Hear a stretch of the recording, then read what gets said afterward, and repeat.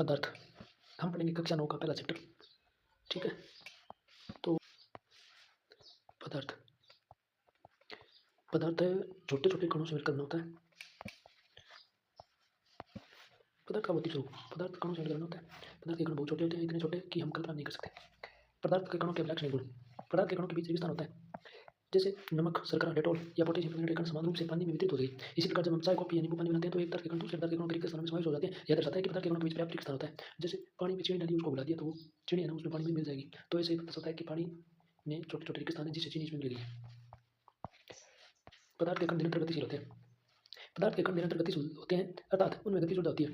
तापमान बढ़ने से कणों की गति तेज हो जाती है, इसलिए हम कह सकते हैं कि तापमान बढ़ने से कणों की गति ऊर्जा बढ़ जाती है।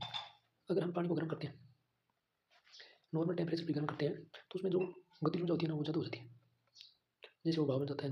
पदार्थ के कण अपने आप ही एक दूसरे के साथ अंतर मिश्रित हो जाते हैं। ऐसा कणों के रिक्त स्थानों में समावेश के कारण होता है। दो विभिन्न पदार्थ के कणों का सौते मिलना मिश्रण कहलाता है। अगर दो विभिन्न पदार्थ है और उनके कणों का सौते मतलब मिलना, उसको मिश्रण कहते हैं। हमें यह भी बताया चलता है कि गर्म करने पर मिश्रण तेज हो जाता है। ऐसा क्यों? गर्म करने से मिश्रण तेज हो जाता है, गति ऊर्जा से तेज हो जाएगी, मिलन वाला सिस्टम ज़्यादा तेज हो जाएगी। पदार्थ के कण एक दूसरे को आकर्षित करते हैं। पदार्थ के कण एक दूसरे को आकर्षित करते हैं। उपरोक्त तीनों क्रियाकलाप सुझाते हुए कि पदार्थ के कणों के बीच एक बल कार्य करता है। यह बल कणों को एक साथ रखता है। इस आकर्षण बल का सामर्थ्य प्रत्येक तत्व में अलग-अलग होता है। कण एक दूसरे का आकर्षित इसलिए करते हैं क्योंकि उनके कणों में आकर्षण बल होता है जो एक दूसरे को पास-पास लाने में मदद करता है। पदार्थ की अवस्थाएं तीन होती है। इसमें होती है ठोस अवस्था, द्रव अवस्था और गैस अवस्था। इसमें दो प्रकार हुए हैं, जिसको एक तो होती है चौथी अवस्था प्लाज्मा और पांचवी अवस्था होती है बॉन्स।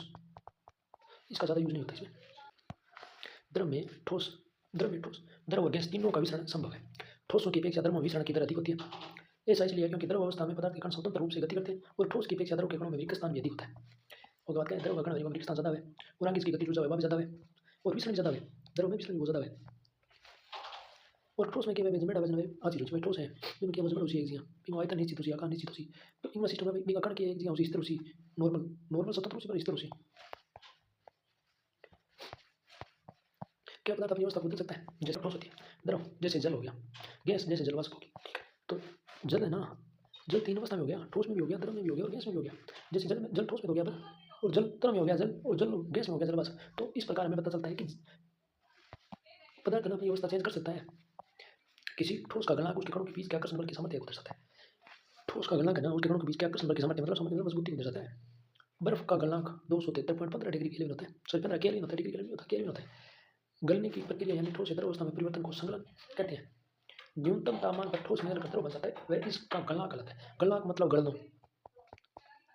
जैसे ये ठोस पदार्थ है, ये मान लेते हैं हम कोई लोहे की कील है, ठीक है, या लोहा है मान लो।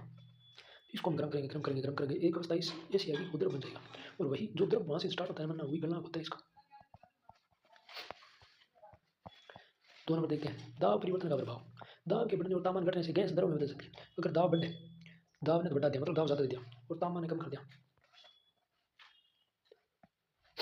तो उसको गैस बनी, गैस वो द्रव में बदल जाएगा। कुकर के भी कण पास आ जाएगा दाब बढ़ा ना, ठीक है, और दाब बढ़ाते ही कण पास आ जाएगा, पास आ जाएगा तो द्रव में बदल जाएगा। द्रव अवस्था में परिवर्तित हुए बिना ठोस अवस्था सीधे गैस में बदलने की प्रक्रिया को ऊर्ध्वाधर कहते हैं।